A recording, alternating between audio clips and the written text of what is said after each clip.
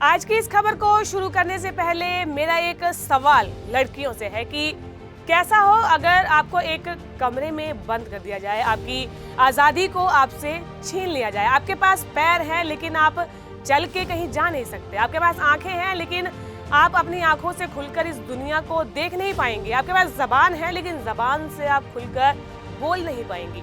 आपके पास दिल है, दिमाग है, लेकिन आप अपने इमोशंस का इस्तेमाल नहीं कर पाएंगी, उन्हें खुलकर जाहिर नहीं कर पाएंगी। दिमाग होते हुए भी अपने दिमाग का इस्तेमाल नहीं कर पाएंगी, अपनी मनपसंद की चीज़ें खा नहीं पाएंगी, मनपसंद जगह पर घूम नहीं पाएंगी।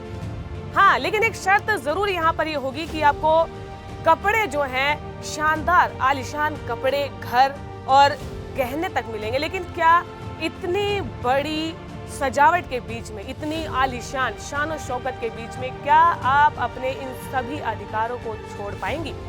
कमेंट बॉक्स में हमें लिखिएगा जरूर।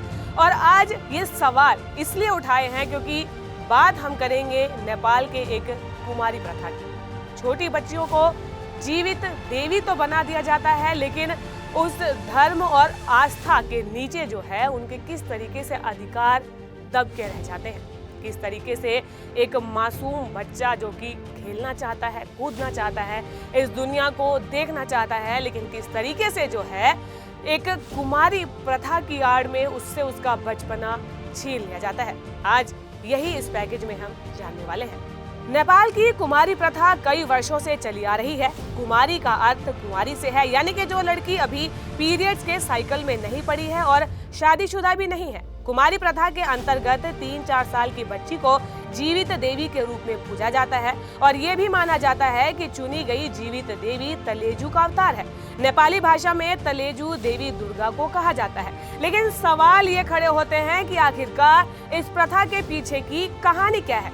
किसी बच्ची को देवी बनाना सुनिश्चित कैसे किया जाता है और इस धार्मिक प्रथा का विरोध क्यों नहीं किया गया? प्रथा के नाम पर बच्चियों से उनके अधिकार क्यों छीने गए? और क्या जो ये प्रथा है वो लैंगिक हिंसा का एक अलग रूप नहीं है?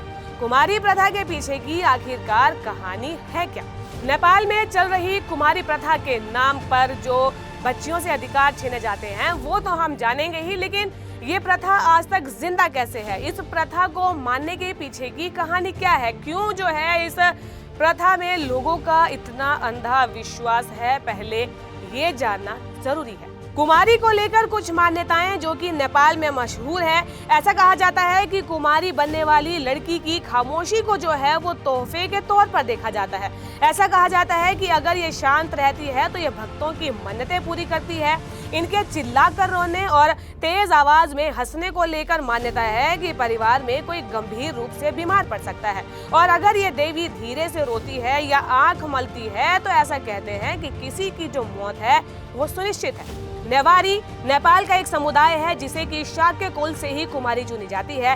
कैलेंडर के अनुसार 1757 में इस प्रथा की शुरुआत हुई थी और इस स्थान पर मल्ला राजवंश राज कर रहा था।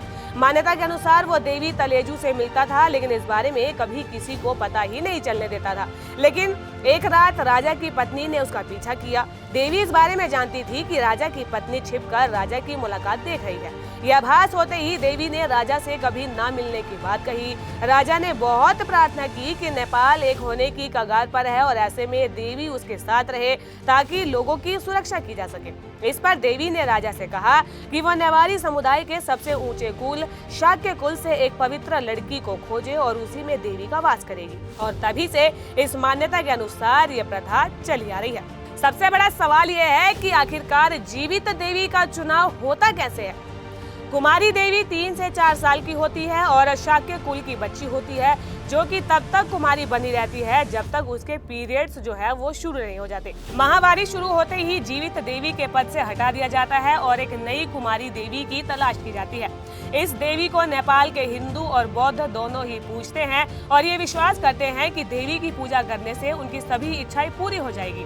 कुमारी 3 नगर काठमांडू, पाटन और भक्तपुर का प्रतिनिधित्व करती है, लेकिन काठमांडू के कुमारी घर में वो रखी जाती है जहां से साल में सिर्फ 13 बार ही बाहर निकलने की अनुमति उन्हें होती है और उसमें भी जो उनके पैर हैं वो जमीन को छूने नहीं चाहिए। धर्म की कठिन परीक्षा से गुजरती है देवी।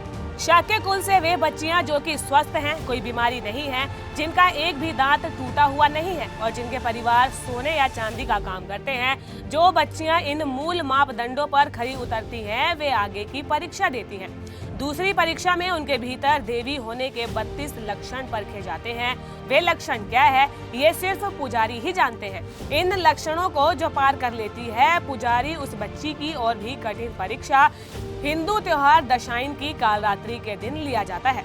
मासूम बच्चियां जिनकी खेलने कूदने की उम्र होती है, उन्हें किस तरीके की कठिन परीक्षा से गुजरना पड़ता है। ये परीक्षा ऐसी होती है कि जो कि उन्हें मानसिक और शारीरिक पीड़ा देती है, और किस तरीके की वो परीक्षाएं हैं, इसके बारे में अगर आप जान लेंगे तो फिर आपके रोंगटे खड़े हो जाएंगे। इस दिन 108 भैंस बकरे की बलि दी जाती है और इसके बाद बच्ची को मंदिर के आंगन में, जहां बलि दिए गए जानवरों के सिर रखे जाते हैं, वहां पर कुछ मोमबत्तियां जली होती है और मुखौटा पहने कुछ पुरुष नाचते हैं। इस सब में अगर बच्ची डर जाती है तो उसे देवी बनाने से मना कर दिया जाता है, और अगर नहीं डरती है तो परीक्षा के आखिर में उसे अंधेरे कमरे में कटे हुए जानवरों के सिरों के बीच में छोड़ दिया जाता है, जहाँ उनके बीच से पुरानी कुमारी देवी की चीजें खोजनी पड़ती है। वो ऐसा बिना करे अगर कर लेती है तो पुजारी उसे कुमारी देवी यानी कि जीवित देवी घोषित कर देते हैं। नेपाल में इस समय 2017 से चुनी हुई तृष्णा शाक्य कुमारी देवी बनाई गई है, और मान्यताएं ये भी कहती है कि एक बार जो लड़की कुमारी देवी बन गई फिर उसे पूरा जीवन अकेले ही रहना होगा, और अगर वो शादी कर लेती है तो कम समय के अंदर उसके पति की मृत्यु भी हो जाएगी। यूएनए कन्वेंशन के अनुसार भेदभाव रहित बच्चों को सर्वोत्तम हित, जीवन जीने और विकास का अधिकार और सुने जाने का अधिकार बच्चों के मानवाधिकारों में शामिल है। कुमारी प्रथा इन अधिकारों का सरासर हनन करता है। बच्ची को कुमारी जबरदस्ती बनाया जाता है, वे अपने अनुसार अपना बचपन जी भी नहीं पाती हैं। पहले कुमारी देवी रह चुकी एक बच्ची की माने तो उसे 6 से 7 घंटे बैठे रहना पड़ता था, और ऐसा करना बड़े ही धैर्य का काम था। कुमारी को आशीर्वाद लेने, उनसे प्रार्थना करने और बहुत लोगों की भीड़ कुमारी घर के बाहर लगती है। इतने धैर्य की अपेक्षा एक छोटी उम्र के बच्चे से कैसे कर सकते हैं। पैट्रियार्की की भेंट चढ़ जाती है बच्चियां। देवी बनने से बच्चियां डरती भी होंगी, क्योंकि देवी घोषित करने के बाद उन्हें उनके घर, माता पिता, दोस्त सभी से दूर कर दिया जाता है। वो देखभाल करने वाले लोगों के बीच कुमारी घर में रखी जाती है। इस प्रथा में अंधविश्वास है, ये जाहिर है, लेकिन वहाँ पितृ सत्ता यानी कि पैट्रियार्की पोषित कर रही है। भारत में देवदासी प्रथा के बारे में हम जानते हैं, और कैसे उनका शोषण होता है हम ये भी जानते हैं। कुमारी बनाई गई बच्ची को समाज से इतना काट दिया जाता है कि उन्हें फिर से घुलने मिलने में वक्त लगता है। एक कुमारी बच्ची की मां के हवाले से माने तो वो अकेले बाहर जाने से डरती थी, क्योंकि उसकी आदत नहीं थी। उसे स्कूल ले जाना पड़ता था और वापस भी लेकर आना पड़ता था। और इसके बाद ये मान्यता है कि जो कुमारी बने उसके जीवन भर अकेला रहना पड़ता है। कुमारी बने रहने के बाद और बाद की चीजें, ये सब मानसिक रूप से परेशान करने के कारण है, और ये प्रथा लोकतंत्र के मूल तत्व स्वतंत्रता और समानता का भी हनन है।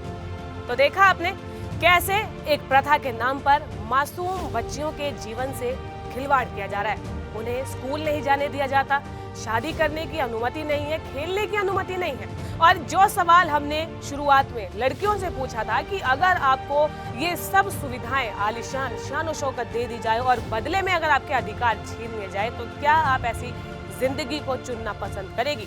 अगर आपका जवाब हाँ है तो हमें कमेंट बॉक्स में जरूर लिखिएगा, और अगर ना है तो क्यों ना है, और क्या इस प्रथा का अंत नहीं हो जाना चाहिए, इसके बारे में हमें कमेंट कर जरूर बताइएगा। और ऐसी ही कई अन्य खबरों के बारे में जानने के लिए GGC को लाइक, शेयर और सब्सक्राइब करना बिल्कुल भी ना भूलें।